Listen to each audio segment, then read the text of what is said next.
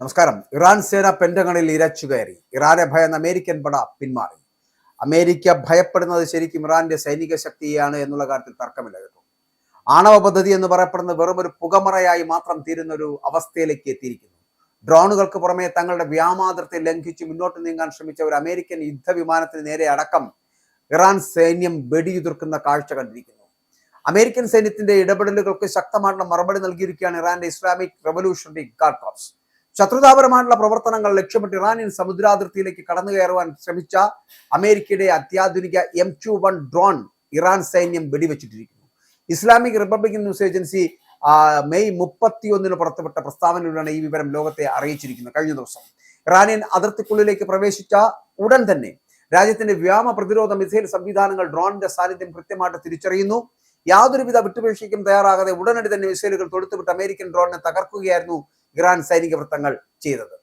America തുടർച്ചയായി നടത്തുന്ന വെടിനിർത്തൽ ലംഘനങ്ങൾക്കെതിരെ ശക്തമായുള്ള തിരിച്ചടിക്ക് അല്ലെങ്കിൽ അങ്ങനെ തിരിച്ചടിക്കാൻ വേണ്ടിയിട്ട് തങ്ങൾക്ക് നിയമപരവും കൃത്യവുമായിട്ടുള്ള അവകാശമുണ്ട് എന്ന് IRGC കഴിഞ്ഞ ദിവസം മുന്നറിയിപ്പ് നൽകിയിരുന്നു.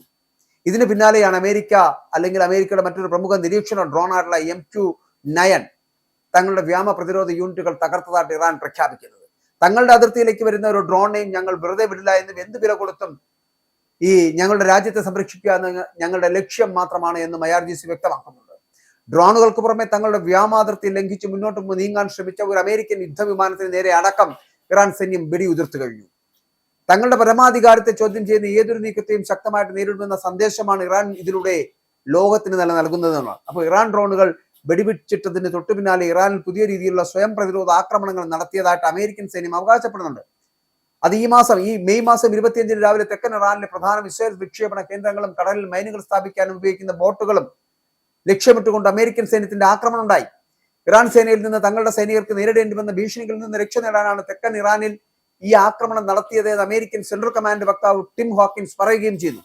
നിലവിലുള്ള വെടിനിർത്തൽ കരാർ മാനിച്ചുകൊണ്ട് തന്നെ തങ്ങളുടെ സൈന്യത്തെ പ്രതിരോധിക്കുവാൻ അമേരിക്ക പ്രതിജ്ഞാബദ്ധമാണ് എന്ന് കൂടി പറയേണ്ടിയിരിക്കുന്നു.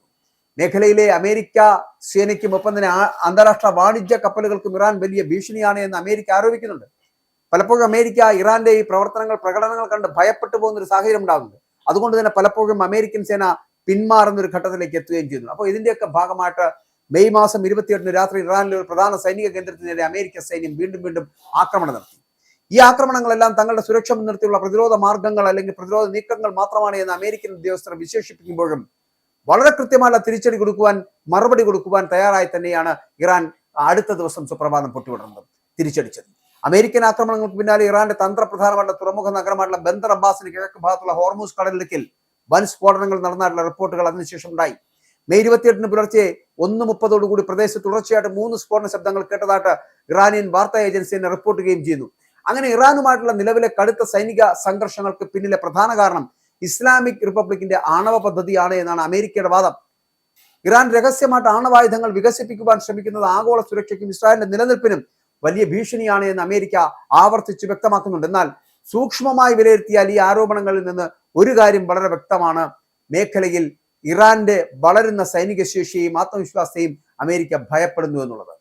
തുടർച്ചയായ ഡ്രോൺ ആക്രമണങ്ങളും മിസൈൽ വിക്ഷേപങ്ങളും കാരണം തന്നെ ഇരു രാജ്യങ്ങളും തമ്മിലുള്ള വെടിനിർത്തൽ കരാർ ഇപ്പോഴും പൂർണ്ണമായിട്ടും പ്രതിസന്ധിയിലാണ്.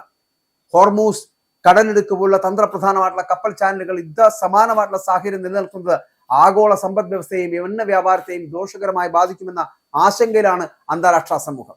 ഇവിടെ ഇറാനെതിരെ നടത്തുന്ന ഈ ആക്രമണങ്ങൾ വളരെ കൃത്യമായിട്ട് തിരിച്ചടി നടത്തുവാൻ ഇറാൻ സേന എന്ന് പറയപ്പെടുന്ന പെന്റഗണിൽ വരെ ഇരച്ചു കയറി ട്രംപിനെ വകവരുത്തുമെന്നുള്ള ലക്ഷ്യത്തോടുകൂടി യാത്ര തുടരുകയാണ്. അതുകൊണ്ട് തന്നെ ഇറാനെ ഭയന്ന് അമേരിക്കൻ പട പിന്മാറുന്ന ഒരു സാഹചര്യത്തിലേക്ക് എത്തിയിരിക്കുന്നു. ഇറാന്റെ ഡ്രോണുകൾ എന്നുകൊണ്ട് ഭയപ്പെടുന്ന അമേരിക്കൻ പടയെ മാത്രമാണ് നമുക്ക് പശ്ചിമേഷ്യയിൽ കാണാൻ കഴിയുന്നത്.